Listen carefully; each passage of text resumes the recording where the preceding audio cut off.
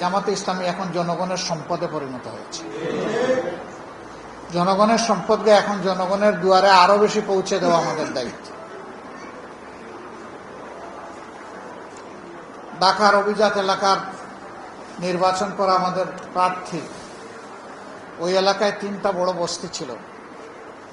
সেই বস্তিগুলোতে গিয়ে বড় বড় ওয়াদা করা হয়েছে, অনেক আশ্বাস দেওয়া হয়েছে, কিন্তু 3 বস্তিতেই টাকা, আশ্বাস, সন্ত্রাস কোনো কিছু কাজ করেনি।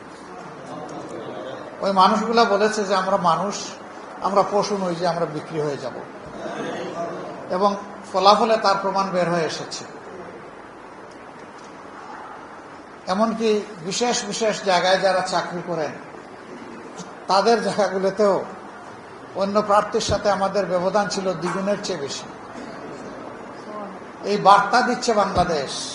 গ্লিটারের টুইন লেমন ও অ্যান্টিব্যাকটেরিয়াল ফর্মুলা বাসনকে চকচকে জীবাণুমুক্ত করে আমাদের দেয় গ্লিটার গ্যারান্টি। আগামীর বাংলাদেশ ইনশাআল্লাহ মুক্তি পাগল মানুষের বাংলাদেশ হবে, ইনশাআল্লাহ ইসলামের বাংলাদেশ হবে। এই জন্য সব ক্ষেত্রে আমাদের নিজেদের নৈতিক মান, আল্লাহর প্রতি জোরদার সম্পর্ক এবং জনগণের সাথে ভালোবাসার সেতুবন্ধন আমাদেরকে এখন গভীর করতে হবে। আমরা পারব ইনশাআল্লাহ। আমরা বিপুল সংখ্যক মানুষ পেয়েছি। এই 3 দিন আগে মিরপুরে আমি ইফতার মাহফিল শেষ করে আসছিলাম, একটা গলির মুখে দেখি যে বেশ কিছু যুবক ছেলেপিলে, দেখে মনে হচ্ছে তারা স্কুল কলেজ ইউনিভার্সিটিতে পড়ুয়া না, সমাজের সাধারণ যে একটা ক্লাস ছেলেপিলে থাকে তারা। তো দেখেই তারা আমাকে চিৎকার দিয়ে বলল, দাদু দাদু। আমি গাড়ি ড্রাইভারকে বললাম থামাও। সবগুলা দৌড়ে আসলো, তাদের চেহারায়, চরিত্রে, চলনে, বলনে অন্য কিছু।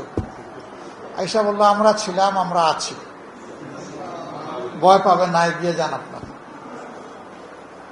এই যে মানুষগুলা এসেছে আমাদের বুকে, এখন এদেরকে সম্মান করা আমাদের দায়িত্ব।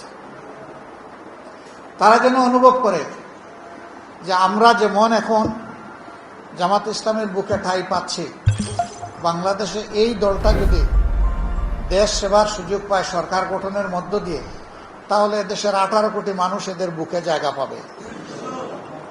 এই আস্থা যেন আমরা আমাদের আচরণের মাধ্যমে তুলে ধরতে পারি।